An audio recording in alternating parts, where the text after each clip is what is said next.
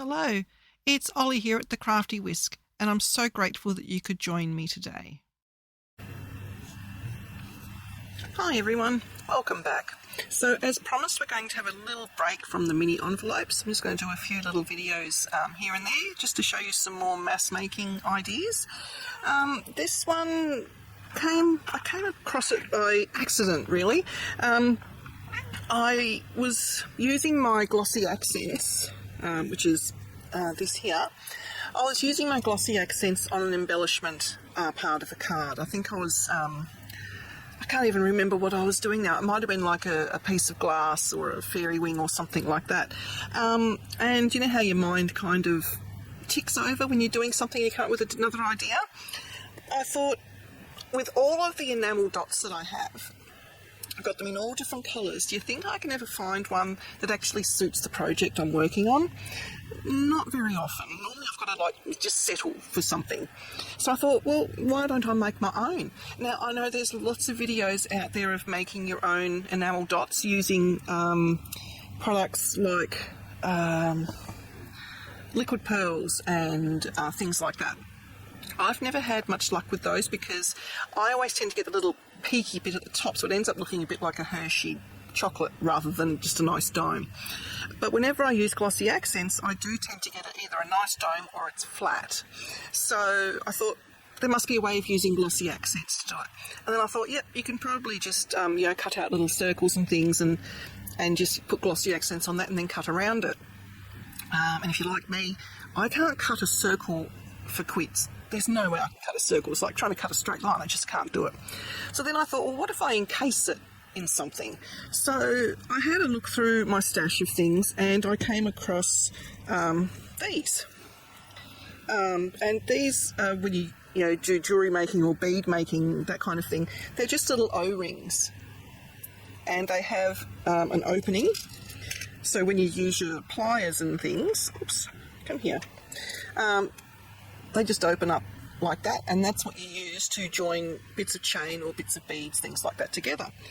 And I thought, well, these are literally cheap as chips.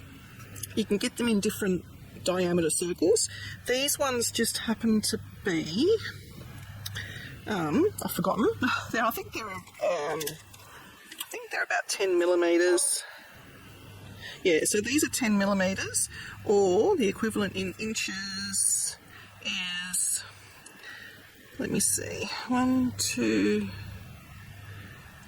3/8 of an inch, roughly.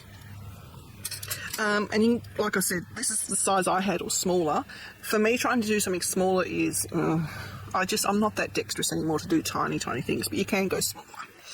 And you can get them in different colours. Of course, you can get them in silver, gold, you can get them in bronze, or an antique sort of colour. Generally, the cheapest ones you can get are the silver, but you can colour them up, and I'll show you that in a minute. But basically what I'm ending up with is these. So I just use scraps of paper, really good for using up your teeny scraps. And unfortunately, in my last video that I put up where I used masterboards, I did a collage masterboard and I showed you how to make labels. I said, oh yep, we're going to use up the scraps. Well, the one I made, I didn't actually get scraps big enough to do this with, but this is what I was hinting at that you can use your scraps for. But we've all got strips of paper, offcuts. You can even use like things like this, because you're only going to see a teeny bit of it. Is it going to focus? Focus. As you can see, you can only see like a teeny bit. So it doesn't matter what you use. It really doesn't. So I've just here used bits of, from when I was doing some folios and stuff. It's literally just scrapbook paper that I've used, and it's just in the brown tones because that's what I was looking for at the time. So we start off with our little O-rings. And I've got them in bronze, and then the other ones here are actually silver, but they don't look silver, do they? But if you turn them over, they're still silver, but we're not going to see the back. So to colour them up, you just grab a Sharpie or Copic marker, alcohol marker. Alcohol markers work super well for this. And you just I find it easier so I get marker all over my fingers. I find it easier to just use tweezers, and you just literally colour in the top, the sides and the inside, and then once you've done that, I just grab another pair of tweezers, grip it on the other side and finish it off. These tweezers don't hold as well as the other ones, but you know, you make do. So there we go, that's another one done. And then I just put that in there with the others. So that's how you colour them up into the different colours. So that was just a very, very quick little demo there. And that works for pretty much anything that's metal, I have found anyway. So if you've got things that are silver but you don't want them to be silver, then you can generally just grab a Sharpie or an alcohol marker and colour them up. Okay, so that's that bit done. Now what we need to do, we have all of our little rings, but we need our paper. So I just use a hole punch. This one is 1/2 inch, so it is a little bit bigger. As you can see here, the little 1/2 inch punch ends up being a little bit bigger than the actual O-ring itself. But I'll show you how to fix that. But for now, we're just going to use that. I'm just going to do a few different colours. And you just punch away. This is an old punch, so it needs a lot of effort. And I've just lost my strip of paper, but I have got my dot. So rather than trying to find my strip of paper on the floor, I'm just going to punch a few more things. I might actually see if I can do it this way. This way, unfortunately, I do lose a bit of paper because I can't see where I'm punching, but we get the gist. Come on. There we go. It's so old, it just jams. I might just have to invest in a new one at some stage. So those ones are going to have little lines on them. This one starts off with black, but if you're careful with where you punch... Oh, did I lose it? Okay, yes, I lost that one, so to a different bit. Maybe if I'm careful, I can put it in like that and then turn it over and punch. So that one I've got a little bit more colour in. Hard to see, it's not focusing very well. There we go. So I'm just going to punch a few out, and I'll either fast forward this or I'll just go to the next stage. Okay, so I've punched out all my little circles, and I'm just going through now and putting the little rings over them. Doesn't matter if they're not in the middle, but you do want your little O-rings to be close. You don't want one edge to be like higher than the other if you can avoid it. Okay, and I've just got them in a tray because, as you know, Orion and River love jumping on my craft table, so I put them in here and then I can just put them out of, hopefully, it's a bit hard to get things out of Orion's reach, but I can sort of put them aside where they can dry without interference. Now's the time for glossy accents. I'm just going to zoom in. There we go. I'm just going to make sure that it's going to come out, because sometimes it does get stuck. Beautiful, it's coming out. And now you basically just, I hold it, oops, I'm leaking, paper towel. I hold it perpendicular to what I'm working on and just squeeze a really good blob until it mounds. And you don't want to shake your glossy accent bottle because then you get air bubbles. And I'm actually creating a really decent mound. It feels like you're really overflowing it, but those O-rings do tend to keep the glossy accents in place. And the glossy accents will flatten out to a certain degree. If you do get air bubbles, you can sometimes get rid of them, not all the time. but by holding it pretty much perpendicular and keeping the nozzle in the glossy accents as it's coming out, you do tend to eliminate most of the air bubble problem. Okay, so I think that's all of them done. It's so quick and easy. And you can give it a little bit of a tap, gentle, just to get any air bubbles up to the surface. This is a trick from icing cookies. And I do have an air bubble in that one. So you just grab a little pokey tool and you have a bit of paper towel close at hand, and you kind of wiggle the glossy accents around until you've gotten rid of that air bubble. I think all the other ones are pretty good. I'm just going to turn them around a little bit from different angles. Okay, I think they're actually pretty good. That air bubble just went deeper into that one, so I'm just going to dig it out again. There we go. So now you need to be patient and you need to let them sit for a good couple of hours. Now it's really humid here in Melbourne at the moment, so I'm actually going to leave these ones overnight. So I'm just going to put them where Orion can't get to them.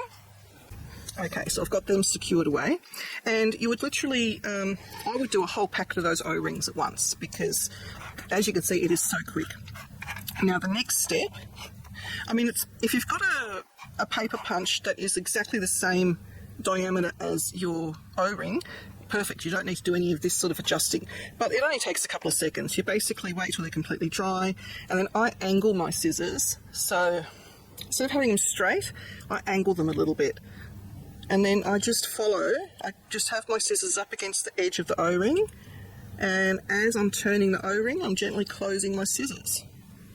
So it's cutting and turning all at the same time. So I have that bit cut off, and I now have my perfect little enamel dot. Has a paper back, so it's easy to get glued onto things, and you can even glue them onto your little brads. The brads need to have a flat top, but then you can just use some Fabrifix, E6000, all those kind of glues, and you can stick it on top of your brad and you have a really pretty brad. How awesome is that? So like I said, just a very quick snippet today to show you how to make your own fancy enamel dots. You can make spectacles out of them. They look quite steampunky. Yeah, if you've got any other ideas of what you could use them for, drop them in the comments below. I'd love to hear what ideas you can come up with to be able to use this sort of thing. But as you can see, cheap as chips, and they look like fancy ones that you buy from Etsy. And you can use any size O-ring. The bigger the O-ring, you'd need to have a bigger top on a brad if you're wanting to make them into brads. That's probably the only suggestion I would have there. You can make them thicker by gluing on extra paper on the back, or by starting off with a thicker piece of cardstock. You can even, like I was sort of mentioning at the beginning, when you do your master boards, because that's, you know, a relative nice thickness before you even start, because you're gluing pieces of paper together, when you've got any leftover bits after making your labels and tags and things, that is perfect, absolutely perfect for doing this with. And then you will have enamel dots that match your projects. Perfect. Please like and subscribe and share my videos. I'm really starting to grow my channel now, so I'm loving it, and I'm loving all the comments that you guys give me. So please share the love, and I'll see you next time. So it's 24 hours later, or roughly, and I've just spent the last 10 minutes just trimming all of the little edges around the little circles. And look how great, they've come up absolutely magnificent. I'm really, really, really pleased with how they've turned out. This one here is that little floral paper, so you've got a little flower in the centre there. And this one here was part of a clock. And the same with those ones there. This was just out of spotty paper. Aren't they gorgeous? So once they have cured, they no longer have the really, really high dome on them. Just trying to focus. They do end up quite flat, and some of them do end up with a little air bubble, and I tend to find that the air bubbles tend to be around where the join in the O-ring is. but you can barely see it. I'm just going to try and focus it again. Sorry, focus. I don't even know if you can notice the air bubble there. It's tiny. So, as I mentioned yesterday, the flatter you have the O-ring to start with, where the join is, the better it will be. But yeah, so these are now ready to go into my little box of tricks, which I've got just up here. And once I have got a few more bits and pieces into here, we are going to start making things with all of our mass making things that we've been doing. So that was the 2 sheets of labels. So I've done those. I will be doing some more labels a bit differently and add some masterboards because I've still got the masterboard that I made. And I will also be doing different kinds of masterboards and using different materials in them. So they can all go in there. And as you can see, they're just plain white on the back or whatever cardstock happened to be. But much easier now just to sort of fish through them. And yes, they take 24 hours to cure, but can you imagine what you can do with this idea? If you've got a specific paper, digital or scrapbooking paper pad that you're using and you cannot find an enamel dot to go with it, you can make your own really, really quickly and very inexpensively. And if you're trying to match colours and you don't have the right colour paper on hand or whatever, you can also use your markers to just go over some white cardstock, just scribble the colour on there with your Copics or Tombos, whatever you have, and or even inks, and you can blend your own colours and then make your own enamel dots. So I don't think you really have the need to buy them anymore. You can make your own so quickly and easily. Please let me know if you're going to give this a try. It was super easy, super quick, and you don't have to just use glossy accents. There's other mediums out on the market that you can use. I'm trying to think of the name of it. Do I have it to hand? No, I don't have it to hand, but it's sort of like a diamond glaze that you can also use for paper beads, diamond art, all that kind of thing. Any of those nice glazes you can also use. They will be flatter. The good thing with glossy accents is it does start off in a really nice dome and it just ends up in a really nice, almost level surface. It has a slight dome to it. But yeah, I encourage you to give different things a go. You can also even use some Stickles glitter, the glitter glue. Just use that over some paper and then put your little O-rings on top of that and put your glossy accents on that and you have sparkly ones. Yeah, it's endless what you can do. I might even give that a try actually. That sounds really cool. Alright guys, thank you. Please like and subscribe to my channel and hit that notification bell so that you don't miss it when I bring out a new video.